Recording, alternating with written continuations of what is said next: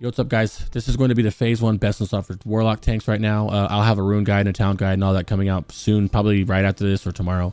But this is a lot of the gear. And leading up to this, if you're looking for pre-bis, just stack as much stamina and int as you can, which is kind of our only choice. And then you'll slowly put these pieces on as you get them. We love spell power because spell power makes us do more damage, meaning more threat. And obviously we love stamina and armor. Those are our main two stats, stamina, armor. And then you want some spell hit and some spell power and so on. Starting with the Helm, you want the Twilight Invoker Shawl. This comes from Gelihast or whatever, or Lorgus Jet, one or the other one. This is just a really nice helm. Comes with 11 stamina and 7 spell power. Very big deal. You also have an option of this one, which is 14 spell power. So you get 7 more spell power, but you lose the 11 intellect. I like to be more on the tanky side, but if you feel like you're kind of tanky enough and you can't get this to drop, feel free to use this. It's 11 stamina, which is 110 health, but 7 spell power is still pretty good for some threat. Next up is the Jagged Bone Necklace. This is 7 spirit, 2 int, but most importantly 6 spell damage. This is the only one that you can probably mess with at all. You could sack that 6 spell power for 6 stamina, which if you want to, you can, but I kind of feel tanky enough to where that 60 health is not that big of a deal, and I'd rather take the threat, because on single target, I feel tanky enough, and the healers can heal me, so I want the threat so I can keep up with the DPS. You also have the Black Shroud Choker, but this is shadow damage, not spell damage. I've been seeing some people list this on their bis list, which is crazy, but it's just shadow damage strictly only, and I know there's stamina on it, but this doesn't help you at all really that much. It barely does, because it doesn't help your fire spells, which your main threat generator is Searing Pain. You want the spell damage.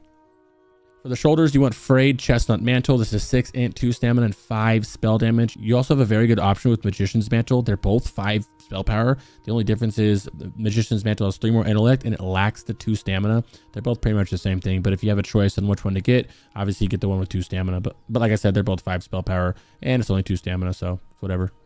The cloak is the Sergeant's Cloak. This is a PvP cloak. You need Sergeant in order to get it. Shocker, it's in the name. And it comes with 4 of all the stats. 4 int, 4 stam, 4 spirit, 4 strength, 4 agility. That's why it's really nice, because it gives you int, which is okay, but it gives you stamina and agility, which are both pretty nice. You don't really have any options for spell power, so all you're really looking for is to stack stamina in this slot. And instead of stacking like 6 stamina, or what's the most you can get from a cloak, like 6 or 7 stamina, you can stack that few and get 4 of every other stat, which they pretty much all help, so it's pretty good.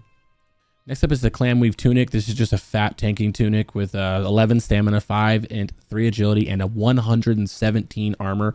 To put in perspective, that's almost 3 times the armor as this Twilight Invoker's Robes. But I will say that the Twilight Invoker's Robes does have 9 stamina on it, so you lose a little bit of stamina, and you are losing a chunk of armor and the 3 agility.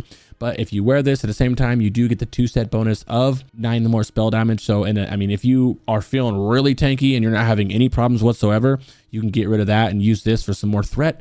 But right now in the early gearing, I'm really liking the extra armor and the stamina on this one with the agility. So I'm just going to run Clamweave Tunic, but that one's up to you. Next up is Durable Bracers of Stamina. This is just, there's no bracers here. You can get the spell power. So you just want to go to the auction house, click armor, click cloth, click wrist, and type in stamina and pick the highest one that you can get. For gloves, you want the black fingerless gloves off of Twilight Lord Kelris. These are just really nice gloves with 6 stamina and 6 spell power, which is really, really nice. We like that. With 9 intellect, and the 9 intellect is nothing to scoff at. You also have these hand wraps, but once again, these are only shadow damage, so careful with these ones, all right? Next one is the belt, Gomorrah Cinch. This comes with 27 armor, 8 stamina, and 8 intellect. This is the only belt out here that you're really going to get good value out of. There's no spell power on the belts yet, so you're just looking to stack that stamina with it, and this comes with a chunk of it.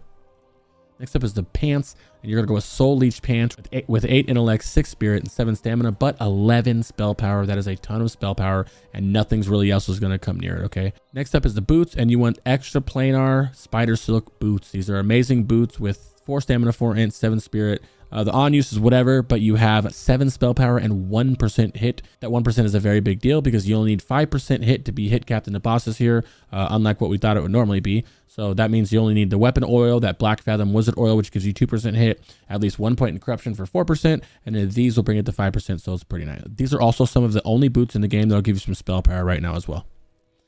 For rings, you have a lot of options here. I like the Seal of Sylvanas with the 8 stamina and the 3 strength. The 3 strength doesn't really matter as much, but it's just like this kind of with the Plains ring. You can also go get the Plains ring from RFK if you can farm it. It's 8 stamina and 3 intellect, so you can kind of swap for 1 and 1.